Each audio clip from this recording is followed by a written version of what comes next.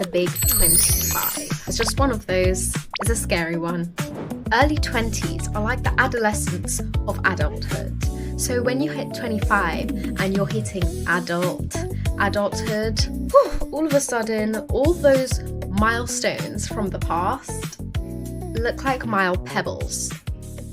And this is your big mile mountain.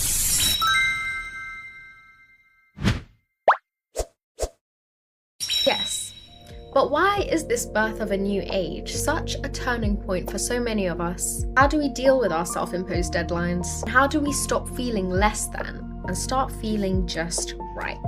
Today we'll go through the 3 common fears of reaching 25, how to battle them and emerge victorious with the heads of all of your demons in hand as you gallop your way into your 25th year. The first is perhaps the most prevalent. It's really an inescapable feeling of all ages, but I feel 25 is where it really hits the mark. Comparing yourself to others. Some people are getting married, buying houses, some have kids. And before somebody tries to pop out with a yoga mat saying, "Oh my love, we are all on our own paths. You cannot compare a monkey to an elephant. You must decide. Are you the monkey or the elephant?" Monkey.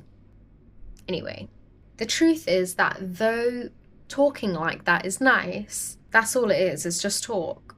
It's like putting a plaster over a paper cut. Everybody tells you that's how you heal your cut, but in reality, all that moisture is just building up in there, ultimately lengthening your healing time. Sometimes you just need to air it out. Really be honest with yourself. Why do you feel behind? Who exactly are you jealous of? What is it that you lack so much in life that you can't stop thinking that you're not doing enough? I've actually done a deep dive on how to cure jealousy in a previous video.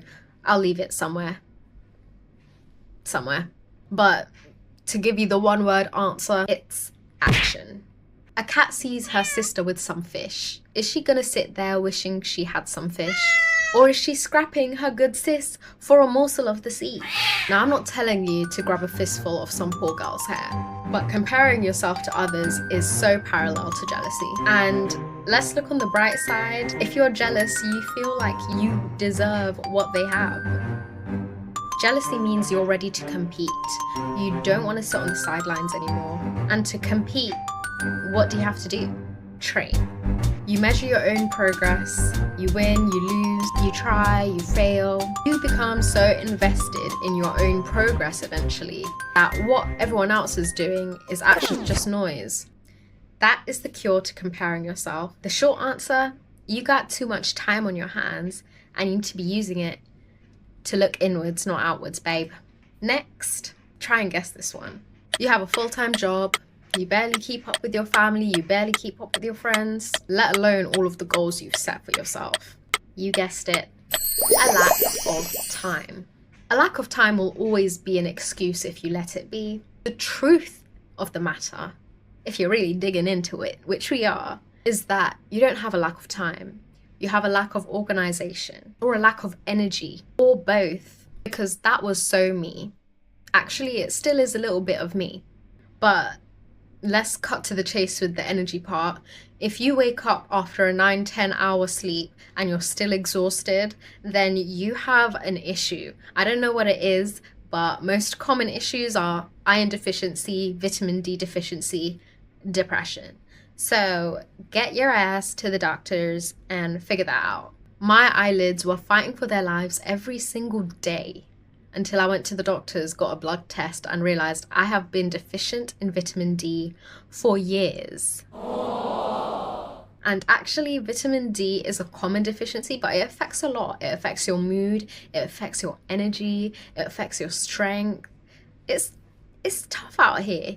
If you can get the vitamin D tablets, please do. Once I got that sorted, I had to move on to sorting out how I sort things. If I can put it into one sentence, being able to prioritize things. Everyone has a billion goals. You don't reach all your goals at once. You reach the goal that you work hardest for. And then you suddenly have all this free time or leverage to go ahead and do everything else. How I organized my life was with Notion. I made a video previously, you can give that a watch if you want a deep dive. It's actually easier and actually much more fun than you'd think because there's so many templates everywhere nowadays. You don't need to figure out anything by yourself. You can just do the fun part of decorating and plugging in all your information. If you have avoidant tendencies or you're a procrastinator, one goal every day is to actually check your Notion and hold yourself accountable. Did you do the things that you said you were going to do? If not, then you have to highlight it in red. You have to make sure that it's on your mind. And to do that, you do have to make sacrifices. In the beginning, things are always going to be hard. For example, starting to go to the gym is going to be hard whether you have normal vitamin D levels or not, whether you're anemic or not. Your body is used to a certain amount of activity, and when you go to the gym for the first time, you'll be fighting for your life. But after a month or two, you're gonna love it. You're gonna love it. You are gonna love it. So you have to decide, do you want a nap or do you want to be a millionaire YouTuber? You know which one I decided today. Also, 24 going on 25 is just a great pressure point for yourself. There's a reason you feel the pressure.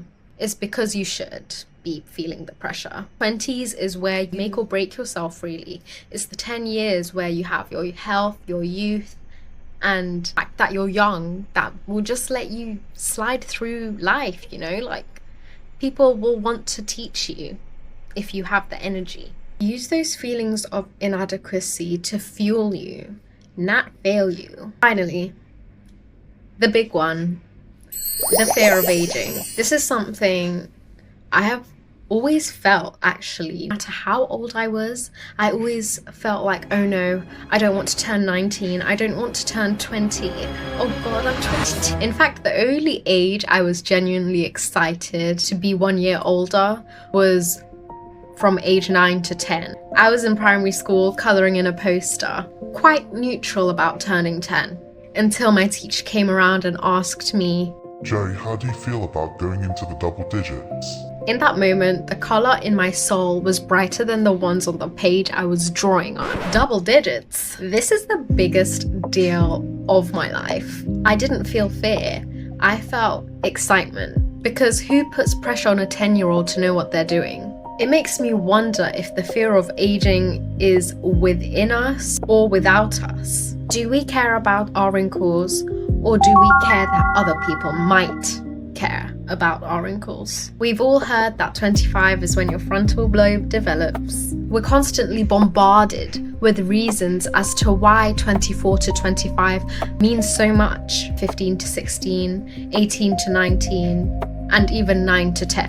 The reason why aging feels like sand slipping through your fingers is because none of the reasons in your head why age 25 is so important actually came from yourself.